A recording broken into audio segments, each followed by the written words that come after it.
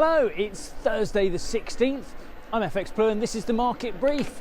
Now, the IMF's quarterly review delivered rather mixed news for Chancellor Reeves. In terms of the raw data forecasts, they upgraded UK growth to 1.3% this year. This ranks us second only to the US in the G7, but they warned that 3.4% inflation is the highest in the G7 and may only pull back to 2.5% next year. Per capita growth is also only expected to be 0.5% next year. Perhaps to take a little attention away from the bleak outlook, Reeves wants to reduce the OBR's twice yearly forecast to a single annual event. She claims it would be best practice for oversight, and she even claimed IMF backing for that idea. While they didn't quite call bullshit on that one, the IMF have cautioned against this idea, emphasising that multiple reviews help curb financial risks.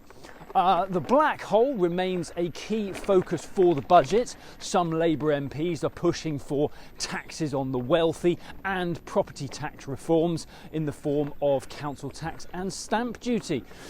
Where Reeves alienated pensioners and farmers last year, the budget could prove pivotal for her time as Chancellor and for Labour to catch up on their 5 manifesto goals. Over in the US, Fed newbie Stephen Moran has tended to offer a slightly more balanced view on the economy than was rather expected from a Trump mole. He agreed with the Beige Book, the Beige Book report, which showed that tariffs are driving broad price rises. But the net effect is still largely in balance as companies wrestle between absorbing higher costs or passing them through to the consumers.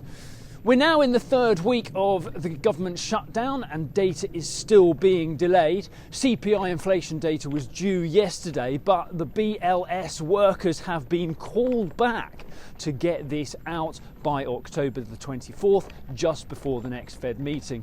The dollar index, meanwhile, pulled back to around 98.65 as we are leaning in to the idea of 2 more rate cuts this year.